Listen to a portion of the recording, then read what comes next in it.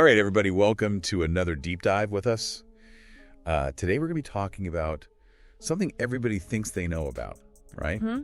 The Titanic. Right. Like everybody knows the story of the Titanic, the unsinkable ship that sank. Yeah, it's one of those events that's so well known, even after a century, people are still talking about it, writing about it, making movies about it. And there are still so many questions. Exactly. And that's where all of you come in, because you have sent us so many videos about Titanic conspiracy theories, and we are going to dive into those today. It seems like some people find the official story, just lacking something. Yeah. And maybe the scale of the tragedy, I think, leaves some room for these alternative narratives to take hold. And there's something about a good conspiracy theory, right? Absolutely. So before we get into the real meat of these theories, let's set the scene for people. Okay, so the Titanic British passenger liner set sail in April of 1912. Brand new. Brand new. This is the maiden voyage from Southampton to New York City. And at the time, it was like the top of the line when it came to luxury engineering, and they even called it unsinkable. They did. They did. About that. Yeah, about that. So in the early morning hours of April 15th, the Titanic strikes an iceberg and sinks, and we lose over 1,500 lives. It's a tragedy. That's a huge tragedy that shocked the world, and we're still feeling it today. Okay, so enough of the sad stuff. Let's get into the conspiracy theories. The first one, what if the ship that sank wasn't actually the Titanic? Okay, so this is the Olympic switch theory, and it basically says that the Titanic was swapped with its sister ship, the Olympic. So there was another ship. There was another ship that looked almost exactly the same. Oh, so they were built at the same They time. were built around the same time. Okay. And this theory claims that the Olympic had been damaged in a previous accident and it was going to be too expensive to repair. Okay. So the White Star Line, And the insurance money. they're thinking, let's get the insurance money. So they swap it out with the Titanic, thinking, okay, well, it's already vulnerable. Let's just send it out. And Everybody will think it's the Titanic and they'll pay for it. exactly. Yeah. And of course, this is where people love to bring in J.P. Morgan, Oh, J.P. Morgan, the banker. the financier. Yeah. Yeah, he was supposed to be on that voyage. But he canceled last minute. Canceled last minute. And that's suspicious. Very suspicious. Yeah. At least according to the conspiracy theorists. I have a little spooky music and it's a movie. Oh, yeah. But it's true, though, that the Olympic did have an accident, right? It did. It collided with a British warship in 1911. Okay. But the idea that they could switch those two ships like that is, how do you even do that? That's a big undertaking. Thousands of shipyard workers, the crew members, somebody would have talked. Yeah, somebody would have said something. Right. And the level of secrecy needed is almost impossible to imagine. That's a lot of people to keep quiet. So many people would have to have known. Exactly. But I will say one thing. The video did mention something interesting. They said there was something weird about the portholes on the ship. Yeah, there are photographs of the Titanic, and they show a different number of portholes, like before and after the launch. Before and after. Mm-hmm. Interesting. So, of course, this is like, oh, see, it was a different ship. Proof. So how do they explain that? Well, it's true that the discrepancies are there, but there's also evidence that they made modifications while they were building the Titanic. Oh, yeah. So it's totally possible that the number of portholes changed just for aesthetics or for structure, you know? So they're like, oh, that doesn't look right. Let's add some more. Yeah, let's add a couple more here. Let's cover a couple up over there. Okay, so that's not proof. Not quite. But this J.P. Morgan thing is still pretty sus, right? It's a little sus. I mean, he was like Mr. Moneybags back then. Yeah, he was the epitome of wealth and power. Which leads us to conspiracy theory number 2. So this theory is saying he wasn't just trying to, get some insurance money out of this deal. No, this theory says that J.P. Morgan orchestrated the entire sinking to eliminate his rivals. So it's like a murder mystery. Basically, and the victims in this case were all people who opposed the creation of the Federal Reserve. Oh, interesting. Okay, so tell me more about that. Okay, so the theory says that people like John Jacob Astor, Benjamin Guggenheim, Isidor Straus, these big I names, do recognize those names, yeah. big important guys, and they were all on the Titanic. They were.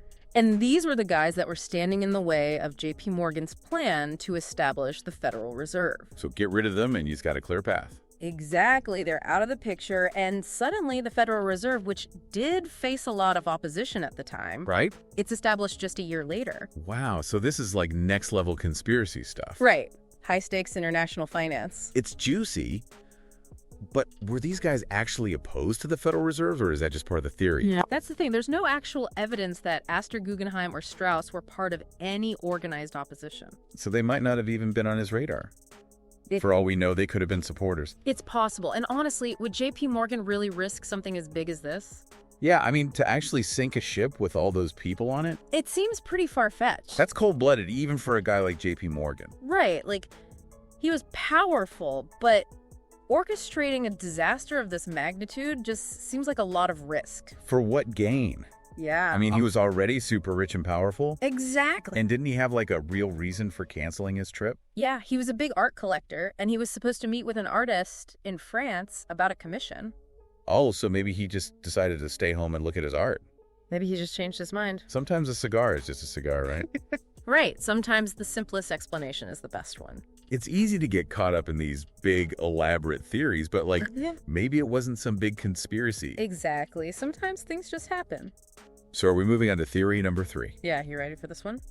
This one involves a mummy. A mummy. Wait, like King Tut. Not King Tut, but like an ancient Egyptian mummy. Okay, I am intrigued. Tell me everything. All right, so this theory says that there was this wealthy collector, and he had bought this mummy, Oh, and he was bringing it to America on the Titanic. to put in a museum or something? Exactly. Okay. But legend has this particular mummy was cursed. A cursed mummy. A cursed mummy, and it was supposed to bring bad luck to anyone who disturbed it. Oh no, and they disturbed it. Big time. They put it on a ship. Oh no, that's not good. And, well, you know the rest. So the theory's saying the mummy sunk the Titanic. The mummy's curse sunk the Titanic. I bet those videos you watched had all kinds of spooky details about this curse. Oh yeah, for sure. Like a vengeful priestess and people getting sick and all sorts of bad omens. But there's one small problem with this theory, right? Go on.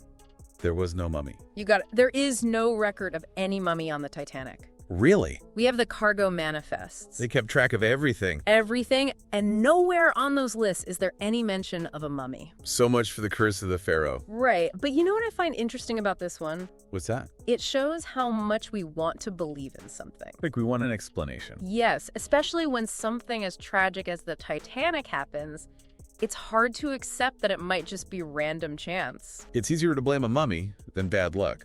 Exactly, a curse is almost comforting compared to the idea that a disaster like that could just happen.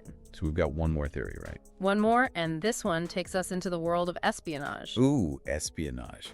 Tell me more. This is a secret U-boat attack theory. Okay, I'm listening. This theory says that the Titanic was deliberately targeted and sunk by a German submarine. So not an accident at all. Not at all. This was sabotage. Wow. And the motive... Germany wanted to like take out a British ship? Well, it was more about the tensions that were already brewing between Germany and Great Britain. Oh, right. World War I. Exactly. It didn't actually start until 1914, but, you know, things were already getting tense. So this would have been a way to weaken Britain. Some people believe so, and they point to reports from survivors who said they heard explosions right before the ship went down. Explosions. Yeah. Like more than just the ship breaking Not apart. exactly like torpedo fire. But could a German U-boat even do that back then? I mean, were they that advanced? That's a good question, and this is where the theory kind of falls apart. Yeah. So German U-boats did exist in 1912. Okay. But the technology was still pretty new, and those early U-boats weren't really capable of crossing the Atlantic.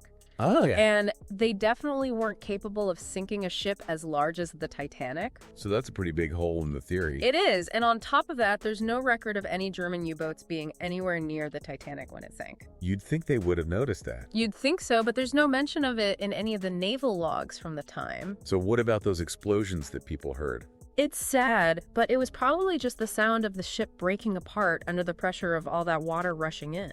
So no secret U-boat attack. Probably not. Well, we've covered a lot of ground today, We have gone through a lot of theories. and none of them really seem to hold water. Not really. But you know what I find fascinating about this whole thing? What's that? It's like these theories are telling us something about what people were worried about back then. You're right. Like that JP Morgan theory, even though it's not very likely, it shows that people were worried about having too much power and money, and we're still worried about that today. Totally.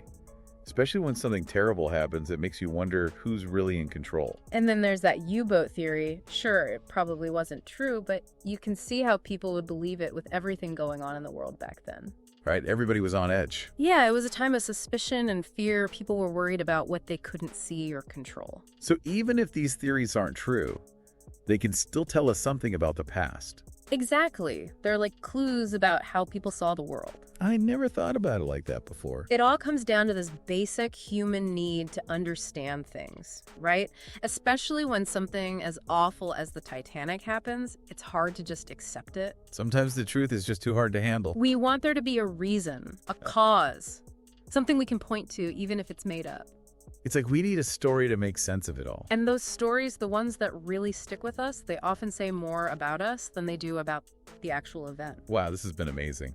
We really went deep today. We did. I have to say, I came into this thinking we were just going to have some laughs about these crazy Titanic theories. Right. But you've really made me think about them in a whole new way. I'm glad to hear that. It's not just about proving them right or wrong. It's about understanding why they exist in the first place. It's about asking questions. Exactly. So we covered a lot today.